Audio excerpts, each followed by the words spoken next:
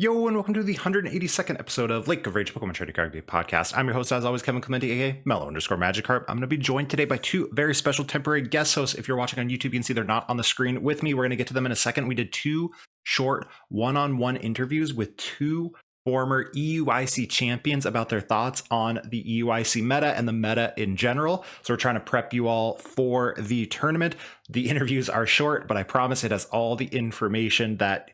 Well, that's not true necessarily. I think it's all the information you need. You might disagree with that, but I think we have a ton of stuff to help you prep for EUIC coming up or any League Cups or stuff like that. So we're going to jump into that here in a second. Before we do that, I want to remind everyone, thank you to our sponsors, Tabletop Village. You can use code MELLOW5 for 5% off. Thank you to Doomed Gaming. We can pick up some Lake of Rage merch. Or honestly, you can use our code for anything. If you prefer Doom's art to the merch, use code LAKE for 10% off. And the Champions Reserve, you can use code LAKE15 to pick up some dual spec sleeves. Still the sleeves I use. I'm still a big fan of them. So check out the Champions Reserve and use code LAKE15 for some sleeves. Anyway, let's go ahead and jump into the first interview with a former EUIC champion. First off, we have joining us the one and only Alex Schemanske. Alex, if you've never heard the name before, and you probably should have, has a top 32 at EUIC 2017-2018. We have a top 32 EUIC 2022, and then of course a first place at EUIC 2023. Alex, thank you so much for joining us today. Yeah, it's great to be here.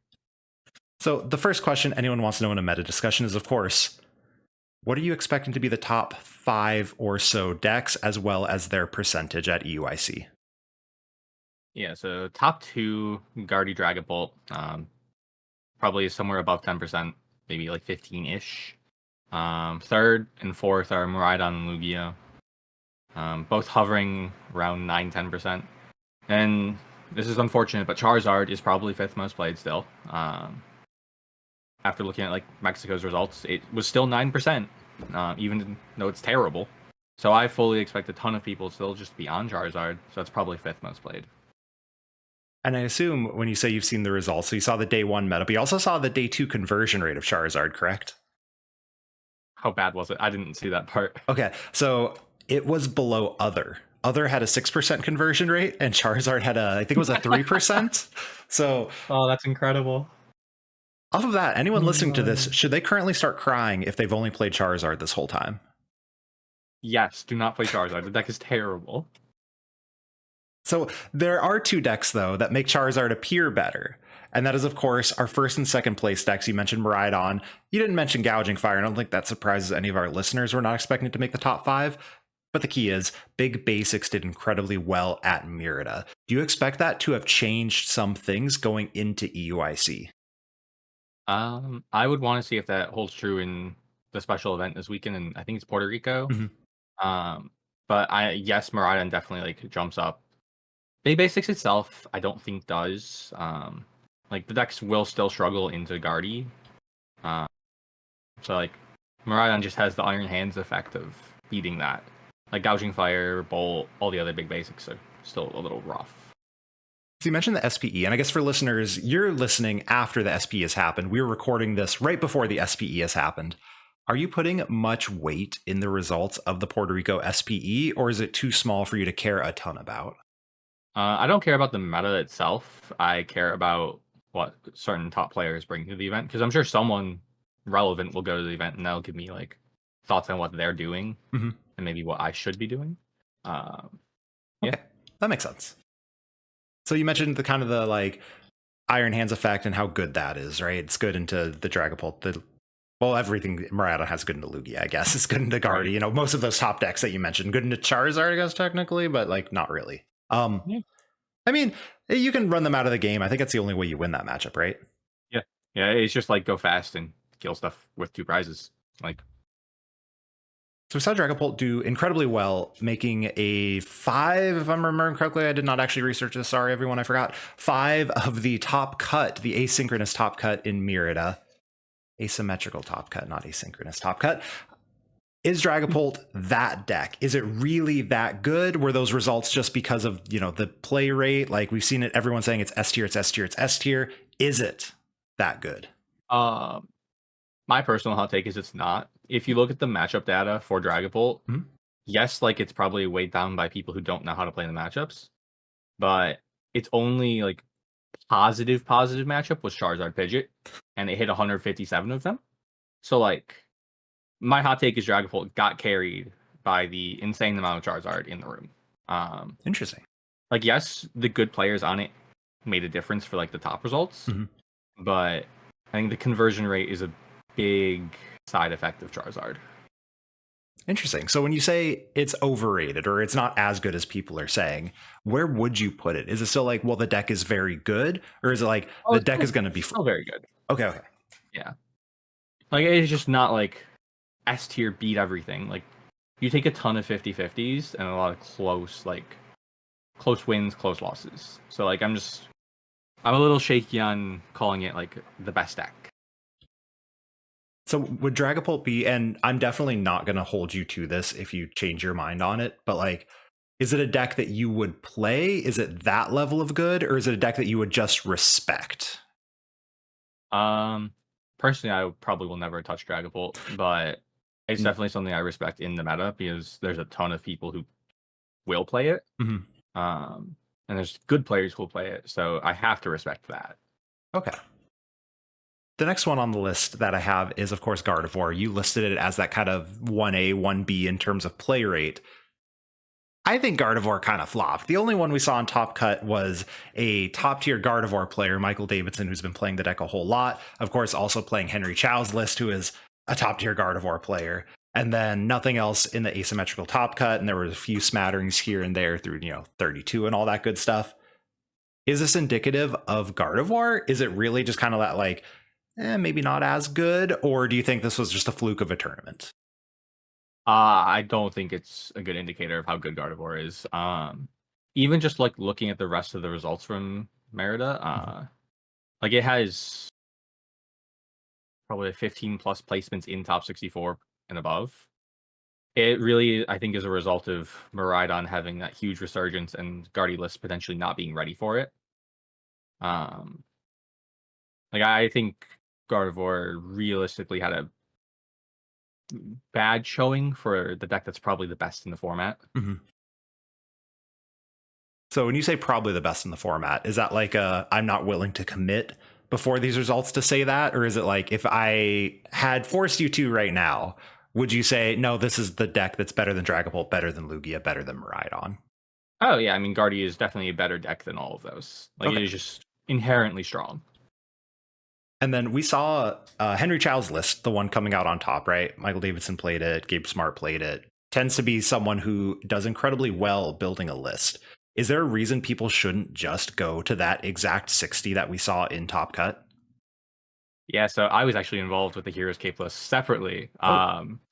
I don't think Cape is a good choice anymore because people will play Lost Vacuum or Heavier Jamming Tower or whatever. It was very much a meta call. And the only reason it really got played in Mexico is because we assumed, or not we, they assumed that it would get leaked before EUIC anyways. So what exactly, excuse my ignorance, what is the Hero's Cape exactly for in the deck? Because there's tons of stuff you can do with it, but I don't know what's actually good and what's not. The big thing is you get 3-shotted by Dragapult, basically, with like monkey healing. That's part of the third monkey benefit too, is just like exist into Dragapult. Makes sense. Like Gardevoir is your main attacker, so you just have big Gardevoir, nothing kills it. It's actually really good in the Miraidon too. You cape them all while, and they can't Iron Hands them all while. That's actually kind of funny. So is the cape primarily, because you're just like, is Dragapult 3-shots you now? Was that matchup just one that's like, oh, it's unfavored, and now the single tech makes it a favored matchup, or? I would call that matchup like 50-50, slightly favored Guardy, depending on the player. The third monkey also really helps the matchup, and Cresselia, if you play it, forces them to play badly. So makes sense. And since you're clearly someone who's put thought into Guardy lists, does seeing Miraidon do well make you want to shove the Klefki into the list, or do you think there's other stuff, or is it not that big of a deal? Or is the Klefki bad? I've not played Guardy. I don't know. So I've been trying to shove Klefki in literally everything in this format. I hate Miraidon, so I'm just trying to beat it. Fair. It's a terrible choice. It only beats Miraidon sometimes. Mhm. And it's like it's the only matchup it's even good for. Like sure, Lugia sometimes, yay. But Guardy's Miraidon matchup is already fine. Mhm. Like it's very winnable. I'm not too worried about that. Like as a Guardy player, I sit down against him like, all right, if both of us play the game, it's probably a 50-50. Okay. You mentioned Lugia. You mentioned the techs. You mentioned hating Miraidon. I hate Lugia. I despise losing to Lugia. Oh, I hate Lugia even more. Don't worry. So off of that, is Lugia in a place where you think it is correct to be teching for it? Or does the Miraidon resurgence make it okay to not? I mean, it really depends on what your tech for it is. Mhm. Like the only real tech right now is Spiritomb in Gardevoir. I think you play that anyways. Okay. So I don't think it's a tech for Lugia so much as just tech for basic EXs or basic Vs. Yeah. Anything that's going to use the fish tends to not like the Spiritomb, right? Right. Okay, that makes sense. And then the last question, and of course I had to ask you because you won with a counter deck, right? You won with Arceus, Duraludon, Vulpix, which was a deck that I know you're not the only one, or your group was not the only one, but I think you were the only ones brave enough to say this is correct. The year before that, I believe, or maybe 2 years before, we saw in the year Gustavo Wada won, Gustavo beat Whimsicott V-Star in the finals, which was definitely a deck no one was expecting. And then several years before that, we had seen Zachary Kreckler get second to Tord with Silvally Metals, which can only be described as a deck even people who build retro refuse to touch. EUIC has this tendency to have these counter decks, you being the most prominent and successful counter deck at the tournament. Do you think this is a coincidence, or do you think that it's something specific to EUIC and the time of the year? Previously, it was specific to EUIC in the time of the year. That was when last year rotation hit. Usually, it's when a new major set hits in April. Moving it to February, honestly, probably a lot less relevant now. Because what Prismatic Evolutions is real, but it's not a whole. Oh, there's a whole like complete new set. There's like 2 cards. Like it's Badoo +1 or something. Badoo plus Reggie, yeah. Yeah. So like, there's a lot less room to, I think, fully counter deck, especially with the meta being so wide as it is this year. But it definitely was previously an impact of the time of UIC, yeah. That makes sense. Alex, thank you so much for joining us. Good luck at EUIC. Do you have any shout outs for sponsors, and where can people find you on socials? No sponsors. Go me. You can find me on Twitter. Yes, Twitter at Schemanske, or you can find the lovely article website I currently publish people's articles with. Just Google Schemanski's Corner. It exists. I promise I'm attempting to get people to write more. Highly recommend. It is worth the paywall, I would say, of all the article sites. But again, Alex, thank you so much for joining us, and let's go ahead and jump into our next guest. Next up, we have Tord Reklev joining us. You may have heard that name before. Some of the EUIC accomplishments we have here. Tord, I'm going to take a deep breath before this one, okay? We have top 4 at the 2016-2017 EUIC. First place, 2017-2018. We have top 16 EUIC 2019. We have top 8 EUIC 2022. And we have second place EUIC 2023 and first place EUIC 2024. So that's quite a bit, right? Tord, thank you so much for joining us and willing to share that expertise with our listeners. No worries, no worries. Thank you for having me on. I'm honored. Hopefully, it will be fun. I hope so too. For those listeners who, listeners, you definitely don't know. We're recording this well in advance, over a week before this episode actually drops. Before we've even seen the Mérida results, we've seen the top cut, the top 14 asymmetrical cut. We have not seen the Puerto Rico SPE, and that is because Tord, you're going to be winning a Champions League in Japan by the time the listeners hear this, right? I mean, we'll do our best. It's a little bit unfortunate that the Champions League and EUIC is so close to each other, but I got really lucky and got in, so I was like, you know what, I have to take the opportunity and head on over there. It's next week, 1 week before EUIC, and just do our best. All my preparation has still been for EUIC. Like it's probably like my favorite event of the year. So I'm doing my very best to have a decent showing there.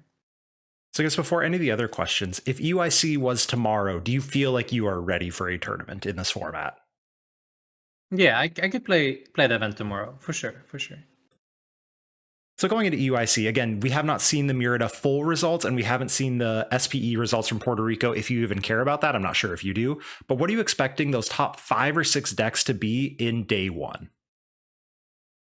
Heading into EUIC, right? Yes. So I think the top 3 is relatively easy. And you just have your Dragapult, Gardevoir, and Lugia. That's the expected big top 3. I think at this point, I think it's relatively safe to assume that Miraidon will also be up there as well. And with this trend, maybe it even overtakes one of these 3 decks as well, right? Yeah. As like a popular pick. So you could definitely see that. Then you have like an easy 4. I think the last one is probably going to be pretty difficult. I think like a lot can happen meta development wise in the meantime to give us multiple different candidates for the last one. I know Archaludon was like a candidate there. Could be Ceruledge as well. Like there's definitely a couple decks that could be there. So then Like, my question is the best is another question, I guess, but well, I was going to ask, so you kind of are unsure of a 5th place deck. You're like, the top 3 seem obvious. Number 4, Miraidon, after doing incredibly well, seems obvious. If you can't figure out a 5th deck, obviously we're this far away. Do you even care at that point? Or when you're considering, are you like, well, there's clearly 4 main decks and then a bunch of other stuff? Like, does it even matter at that point? no, I don't think it really matters. Okay.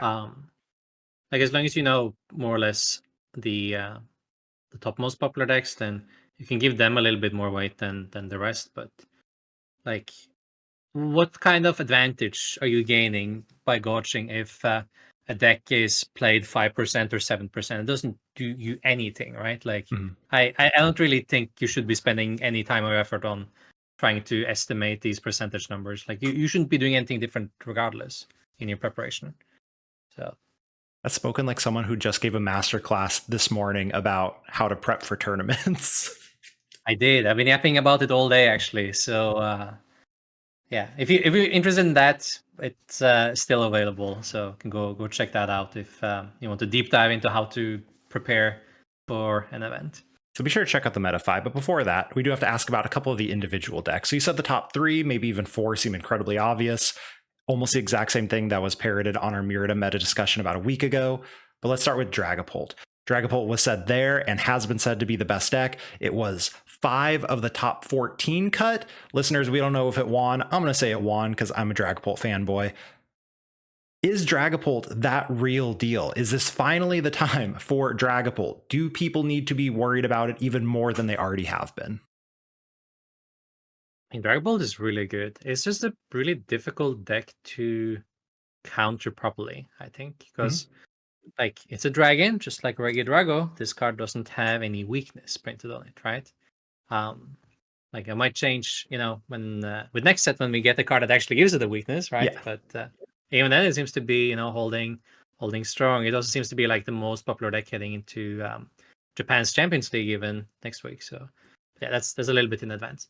But I think it might actually be that deck to beat, and the damage output you also get from Dusknoir is kind of ridiculous as well. Like you're putting 260 damage total from your attack, and then you add like 130 from the Dusknoir, and it is so many damage counters you can jam on the opponent's board, and it sets up like incredibly difficult to navigate checkmate scenarios from the Dragapult side again. And like what kept it back before was that it was like naturally a little bit too slow, right? Like a little bit slower than all the other decks. But Pidgeot is definitely the card for Dragapult. I think it helps Dragapult a lot more than it helps Gardevoir. Like it does help Gardevoir a little bit too, but like it seems like the fit for Dragapult for sure. So you mentioned the Badoo, and you mentioned Badoo being a Dragapult enabler. We've seen people here and there kind of like, oh, Badoo's not what I thought it was. Badoo is not absolutely changing the metagame and all that good stuff. Is this discourse now of Badoo is not dominating just going to help Dragapult because people are going to care less? Or do you think that it's like, no, everyone knows Badoo is good, but it's not as good as we thought, if that question makes sense? No, like Badoo is really good, but it's a new card, and it's not the card that you should push into the active and attack with no matter what. That's is the thing. So I think a lot of people kind of just misunderstand the use for Badoo. I actually gave a lecture on that as well, like a few days ago, funnily enough. Nice. So it's a very common question. We can do it here now too. And it's like, in short, Badoo is a really good punish card. So whenever your opponent is stumbling, say your opponent went first, they missed the puffin, if you Badoo, it's almost game over. Yeah. Like, it's so difficult to set up like a board behind Badoo. Like, you can play that Arvin you had in hand that you can play turn 1, can't grab Puffin, doesn't do anything. You can top that Puffin, doesn't do anything. It's like, at that point, you can like play an Iono, if you even have it, hope for the best, hope to draw your basics raw, really difficult. Or hope to top take a basic. It's just, it was really difficult to set up from there. It's just not a good time. So it can create some snowballs like quickly, and also it has like some very obvious uses, right? Like the best decks from the previous format in Charizard and Regidrago really scramble when they can't use their rare candy or energy switch. So I think there's no coincidence that we also don't really see any of those in the Merida regional top cut right now either. Like, and they were dominant before we got this one little silly green boy added. I love Badoo. It's one of my favorite cards from the format right now. Yeah, I mean, it's really cool. But yeah, like, it's not something you should always use. Sometimes, especially playing Gardevoir, TM Evo is a lot better to use. I feel like you can force it a little bit more with Dragapult, but especially playing Gardevoir, you need to be like really careful of when it actually makes sense to use it or not. You could even see like foregoing it completely and just going heavy Evo as well. I think that's the case right now in Merida actually, but we'll to see when the lists are published. But that's the rumors. Yeah, Gardevoir is the perfect thing to bring up because that's my next question. We saw Gardevoir getting so much hype. Plenty of people were saying it's better than Dragapult, or at the very least, they're both S tier in the decks to beat. And in Merida, there is one in Top Cut, and that is played by, I'm pretty sure it's Michael Davidson, if I remember correctly. And that is someone who has played a lot of Gardevoir in their time. So maybe not someone who's even surprising that they're both playing Gardevoir and doing well with it. Is this a cause for concern for any Gardevoir mains? Or like, is the deck not quite as good as we thought? Or is this just kind of like, yeah, it happened at one tournament, it's not a big deal for the deck? And it's only one tournament, very low sample size and all that. Like, Gardevoir is still definitely up there, no doubt. I think like especially this event here, it seemed to be like a ton of Miraidon. I think that probably does quite a bit as well. Because like Miraidon has a really strong matchup into Lugia and Gardevoir, and then it's more even into Dragapult again. So it could be something like among the top tables, Miraidon just kind of farming all the Gardevoirs and dumping them down and skewing the percentage share a little bit, while the Dragapult was able to hold its own a little bit more against these Miraidon decks and get in there, get into cut. So could be something like that, and also just like what specific testing groups decided to bring to this event, right? Like 2 or 3 of these are in the same group with Miraidon at least, right? So that's probably, but these are really good players. If they played another deck, the top could look different, right? So that is true. No one's really surprised to see someone like Azul or Caleb Gedimer in Top Cut with any deck in the format that's meta, right? Exactly.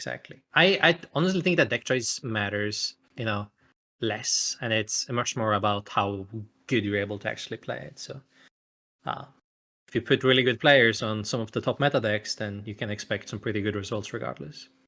Like, it's not like a magic trick that they picked exactly that one. That's the deck that they managed to do it. Well, no, it doesn't matter. It's like they just picked a good deck and that's it. This is a question that's come up a bit in the outside, but you've been more open about what you're playing with your Metafy classes, right? Like, maybe it's not a 1-to-1 every single time, but is that part of why you've been more willing to be like, I'm going to have a Terapagos masterclass, and then surprise, you're playing Terapagos the next regional into Top Cut? Does it just not matter because it is such a, like, I'm going to say skill intensive format, and you can tell me that's wrong if it's not correct? I think the game is simply like too complicated to pin something on something like very specific. There's so many factors going into the event, right? Like one thing is list, right? Mhm. But I think say list versus play, then you play is up here, and then like list is like this relevancy, for example, right? So And for our listeners, that was one hand held up high and the other hand held up low. If that wasn't obvious with the thing, you're good. You're good. True, that's true. Makes sense. But yeah, like the importance of each thing, right? Like differs quite a bit. So I think it's okay to be relatively open and honest about deck list. I might not leak everything for every single event, right? Yeah. But I see no wrong in trying to be relatively open with what I'm thinking of how lists and decks and everything is performed, and inclusions here and there. So yeah, for sure. I have a question off of that the biggest piece of advice for players of my time commitment and skill level, which I think is very average, listeners were probably about the same in terms of how much we play and all that good stuff, is play the same deck over and over again. I'm going to one regional, it's Vancouver. I know for sure I'm going to say Phantom Dive. Whether I'm saying Phantom Dive with Dusknoir or Charizard is up in the air because I really want to make the Charizard version work. Tord is currently making a disappointed face when I say that, but I know what I'm playing for the most part weeks in advance. Do you feel 2 weeks in advance you know the archetype and now it's just kind of like, let's get some of those matchups shored up? Maybe now I have to test against Miraidon more, maybe I have to tech less for Lugia, more for Lugia, etc. Like, do you think you know that thing? Or are you kind of like, I can be between a couple of decks and I'll worry more that week before?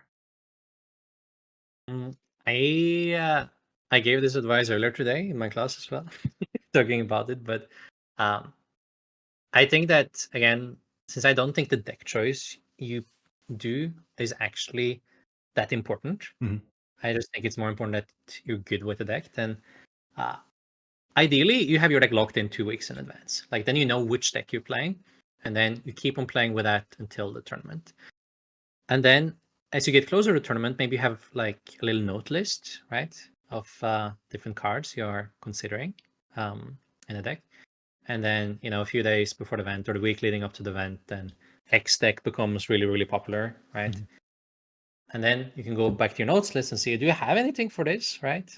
Like, which changes did I consider doing here? And like, oh, actually, I have a tech card. Maybe it's time to pull the trigger. Maybe I'll add this since this deck is expected to be very popular. Then you're not wasting like any time testing, right? Like, you're still sticking with the deck you picked earlier, and now you're also owning in on the meta game again. So I think this is more or less the correct way to do it. Like, rather do like very minuscule adjustments to the deck you have tested, right?